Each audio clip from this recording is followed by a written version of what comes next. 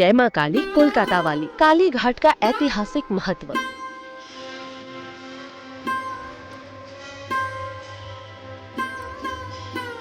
काली घाट मां काली का एक ऐसा मंदिर है जहां भक्तों को मां काली के चरणों का दर्शन नहीं करवाया जाता और यहाँ काली पूजा के दिन मां काली को लक्ष्मी रूप में पूजा जाता है। आखिर इसके पीछे का रहस्य क्या है? जैसे पुरी के जगन्नाथ मंदिर में हर 12 साल भगवान कृष्ण का जिंदा दिल, जिसे ब्रह्म पदार्थ कहा जाता है और जो आज भी धड़कता है, भगवान जगन्नाथ की एक मूर्ति से दूसरी मूर्ति में स्थानांतरित किया जाता है। ठीक वैसे ही काली घाट मंदिर में मां काली के चरणों के नीचे एक सती अंग रखा गया है। लेकिन क्या आप जानते हैं कि ये सती अंग वास्तव में क्या है और क्यों इसे साल में सिर्फ एक बार स्नान करवाया जाता है? लेकिन रात की शयन आरती में मां काली के माथे पर वैष्णव तिलक क्यों लगाया जाता है?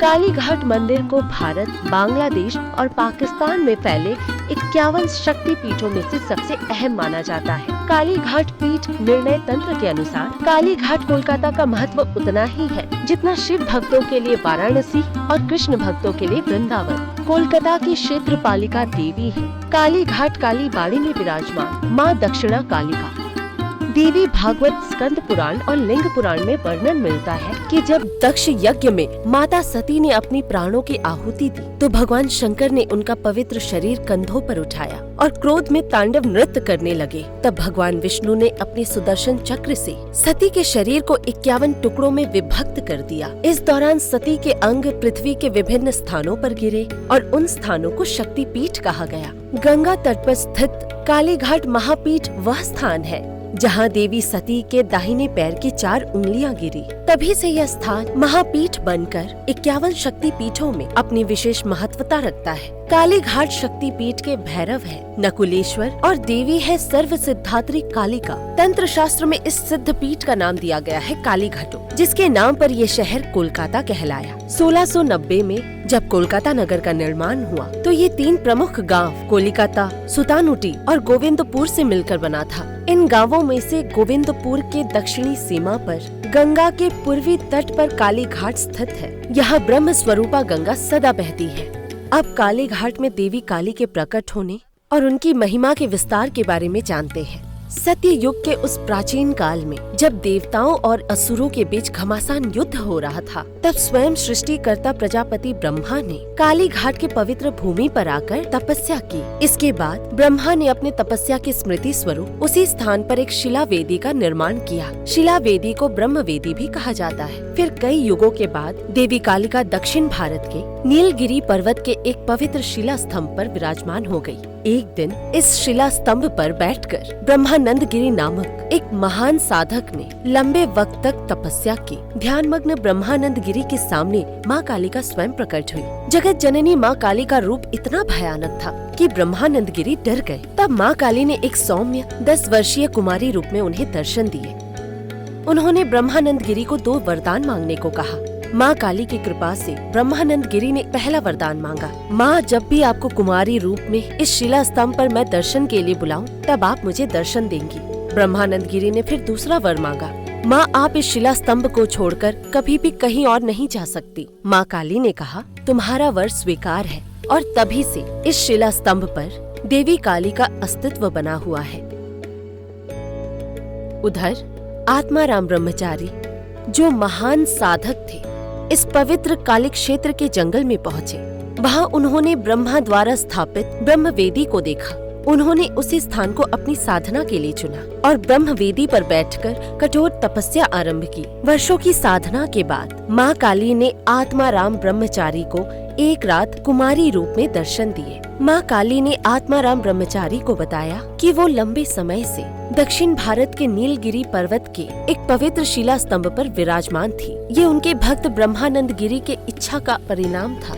ब्रह्मानंद गिरी ने माँ से वरदान मांगा था कि वो सदैव उसी शिला स्तंभ पर विराजमान रहे। उनकी अनुमति के बिना वो कहीं न जाए। माँ काली ने आत्माराम ब्रह्मचारी को आदेश दिया कि जिस ब्रह्म वेदी पर वो तपस्या कर रहे हैं, उसी ब्रह्म वेदी पर दक्षिण भारत के नीलगिरी पर्वत से उस पवित्र शिला को लाया जाए। जिस पर माँ काली वर्षों से विराजमान थी। इसके साथ ही उन्होंने आत्माराम ब्रह्मचारी से यह भी कहा कि वह ब्रह्मानंद गिरी को इस काली क्षेत्र में लेकर आए। माँ काली ने यह भी बताया कि अब वह इस काली पीठ पर अपने कराल और बदनाकारिणी रूप में प्रकट होंगी। देवी काली ने अपने भक्त आत्माराम को खास तौर पर यह बात बताई कि इस ब्रह्म वेदी के पास जो पवित्र सरोवर है उसके अंदर दक्षिणी पश्चिम के कोने में उनके दाहिने पैर की 4 उंगलियां शिला रूप में मौजूद है। देवी ने आदेश दिया उस शिला को जल से निकालकर ब्रह्म वेदी के नीचे आदर पूर्वक स्थापित किया जाए। साथ ही देवी ने यह भी बताया कि ब्रह्मा वेदी के उत्तर पूर्व कोने के गहरे जंगल में इस शक्ति पीठ के रक्षक भैरव नकुलेश्वर निवास करते हैं। देवी ने आत्माराम ब्रह्मचारी को यह निर्देश दिया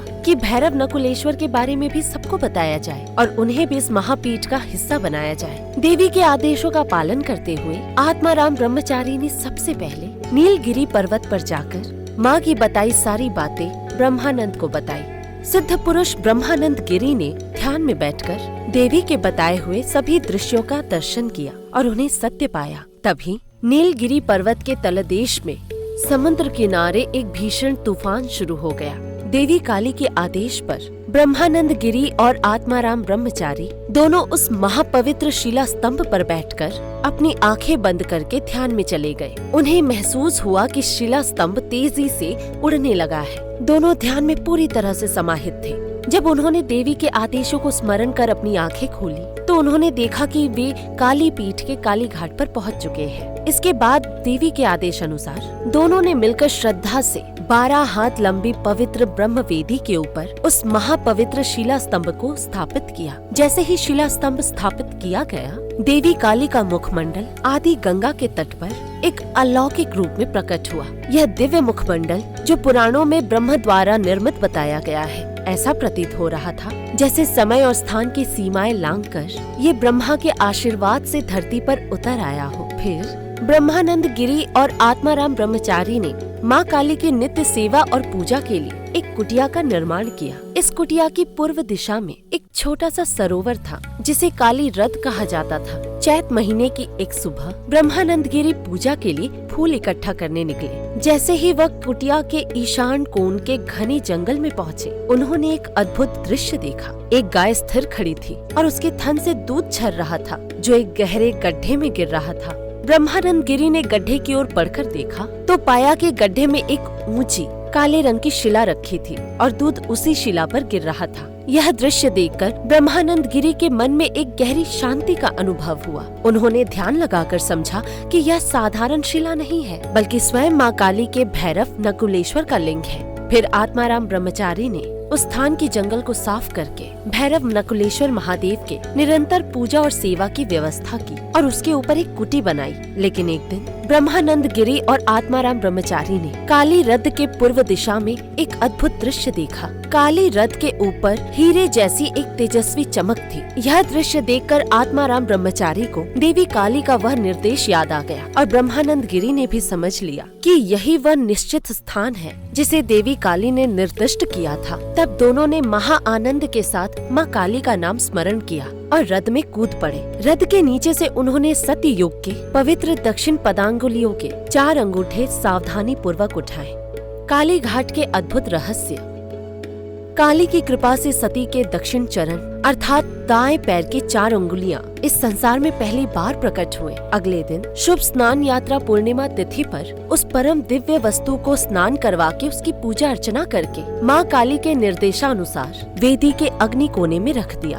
तभी से आज तक हर स्नान यात्रा के दिन देवी के इन 4 अंगूठों का स्नान और उनकी पूजा होती आ रही है।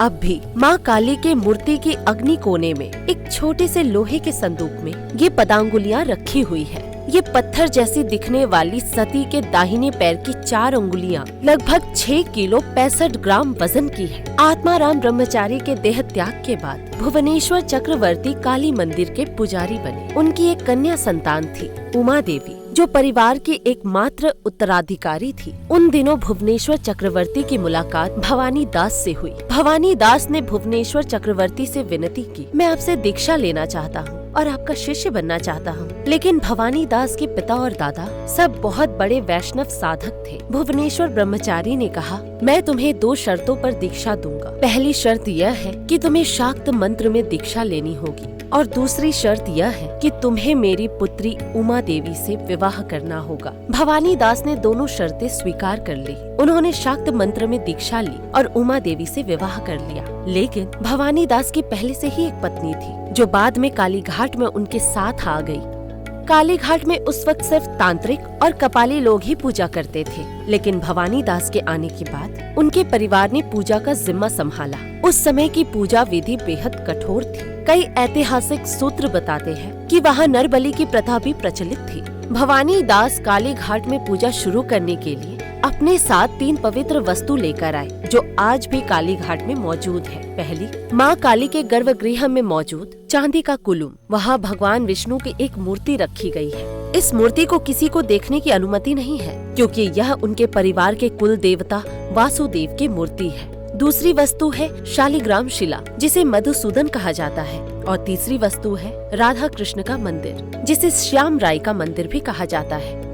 एक दिन पूजा के दौरान भवानी दास ने देखा कि माँ काली की पूजा के लिए थाली में रखा सिंदूर चंदन में बदल गया। ये देखकर भवानी दास हैरान रह गए। जब उन्होंने श्याम राय के मंदिर में जाकर देखा तो वहाँ सफेद चंदन की जगह लाल सिंदूर रखा हुआ था। यह घटना इस बात का प्रमाण था कि काली और कृष्ण वास्तव में एक ही है। रात की शयन आरती के समय माँ के माथे पर वैष्णव तिलक लगाया जाता है। इस तिलक की आकृति 2 हीरे के आकार की होती है, जो यह दर्शाती है कि शिव और शक्ति दोनों एक ही है। भवानी दास के पुत्र और पोते को सभी देवताओं की संपत्ति का भोग विलास प्राप्त हुआ। यह परिवार पीढ़ी दर पीढ़ी माँ काली की सेवा करता रहा। भवानी दास के पंचम पुरुष तक चक्रवर्ती उपाधि थी। उनके छठे पुरुष संपूर्ण कुल हलदार ने यह उपाधि प्राप्त की थी। वार्षिक उत्सवों में स्नान यात्रा, जन्माष्टमी, शारदीय महाअष्टमी, काली पूजा, रामनवमी और पहला वैशाख, बंगाल का नववर्ष शामिल है। महापीठ काली घाट के बारे में अगर हम बात करें तो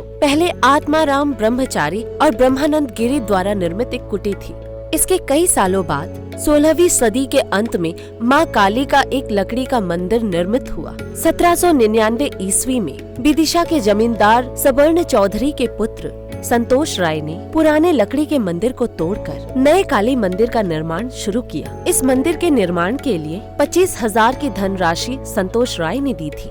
इस धनराशि का उपयोग माँ काली के मौजूदा पक्का मंदिर के निर्माण में किया गया। इसका निर्माण 10 वर्षों में हुआ और 1809 में यह संपन्न हुआ। इसका कुल खर्च 30,000 रुपए आया। माँ काली का यह मंदिर उत्तर से दक्षिण दिशा की ओर फैला हुआ है। ये कुल 1 बीघा 11 कट्ठा और 3 छटाक जमीन पर लगभग 2087 वर्ग मीटर पर स्थित है। इसमें 8 कट्ठा में काली मंदिर बना हुआ है। मंदिर की ऊंचाई भूमि से 60 हाथ है और इसके अंदर का क्षेत्र लगभग 50 हाथ का है। माँ काली की मूर्ति में 3 बड़ी आँखें, 4 हाथ और एक लंबी निकली हुई जीभ है। यह मूर्ति कुष्टी पत्थर से बनी है और इसे जुड़वा संत आत्माराम ब्रह्मचारी और ब्रह्मानंद गिरी ने स्थापित किया था। मूर्ति की जीभ और आंखें सोने की बनी है। मूर्ति की विशेषता यह है कि यह अन्य काली मंदिरों की मूर्तियों से अलग है। देवी के एक हाथ में खड्ग है, जो दिव्य ज्ञान का प्रतीक है, और दूसरे हाथ में असुर राजा शुंभ का सर है, जो अहंकार का प्रतीक है।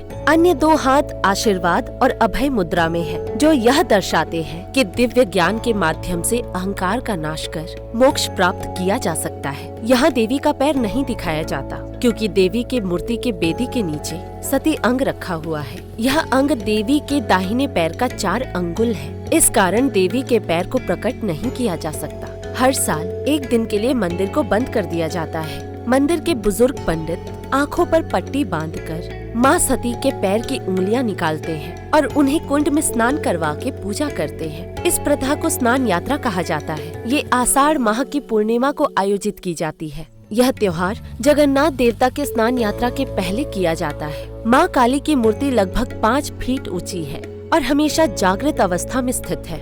ब्रह्म मुहूर्त से लेकर रात 11 बजे तक उनकी पूजा और सेवा निरंतर चलती है। ब्रह्म मुहूर्त में माँ काली की मंगल आरती के साथ दिन की पहली पूजा शुरू होती है। इसके बाद संदेश भोग अर्पित किया जाता है और फिर भक्तों के लिए दर्शन खुल जाते हैं। सुबह 8 बजे नित्य पूजा के दौरान फल और मिठाई के साथ भोग चढ़ाया जाता है। दोपहर 3 बजे मंदिर की सफाई के बाद शाम 4 बजे माँ को अन्न भोग अर्पित किया जाता है और रात 11 बजे मंदिर के द्वार बंद कर दिए जाते हैं। विशेष पूजा और उत्सवों के अवसर पर इस समय में कुछ बदलाव किए जाते हैं। काली पूजा के दिन माँ काली की पूजा लक्ष्मी रूप में की जाती है। यह परंपरा विशेष रूप से दीपावली के समय से प्रचलित है, जब माँ काली की पूजा के साथ साथ लक्ष्मी पूजा भी होती है। इस दिन भक्त माँ काली की पूजा करते हुए उनके लक्ष्मी रूप की आराधना करते हैं। यह परंपरा काली घाट के काली मंदिर की विशेषता है। इस मंदिर में कई साधकों ने लंबी साधना की है। काली घाट के दक्षिण में बलिदान स्थल की हारी काट है। दक्षिण पश्चिम कोने में यज्ञ कुंड स्थित है।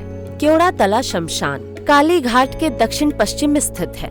यहाँ पहले काली मंदिर के सामने गंगा घाट के पास शवदह होता था। यह शमशान आदि गंगा के पूर्वी किनारे पर स्थित है। यह शमशान प्राचीन समय से तांत्रिक साधनाओं का केंद्र रहा है। कोलाचार, वामाचार, अघोरी, कपाली और कराल साधक अपनी साधनाएं पूर्ण करते थे। एक समय ऐसा भी था जब यहाँ नर बलि दी जाती थी। यह स्थान जागृत महाशमशान है। यहाँ डेली शवदाह होता है। इस शमशान से जुड़े महान साधकों में श्री रामकृष्ण परमहंस, लोकनाथ ब्रह्मचारी, बामा खेपा, स्वामी विवेकानंद और महानंद गिरी जैसे महान साधक शामिल हैं, जिन्होंने यहाँ साधना कर माँ काली की कृपा पाई। दोस्तों, ये था महातीर्थ काली घाट के इतिहास और काली घाट का पूरा विवरण। उम्मीद है कि आपको ये वीडियो पसंद आया होगा। कृपया कमेंट करके हमें बताएं कि वीडियो कैसा लगा। अगर वीडियो अच्छा लगा हो तो कृपया एक लाइक जरूर करें और चैनल को सब्सक्राइब करके हमारे साथ बने रहें।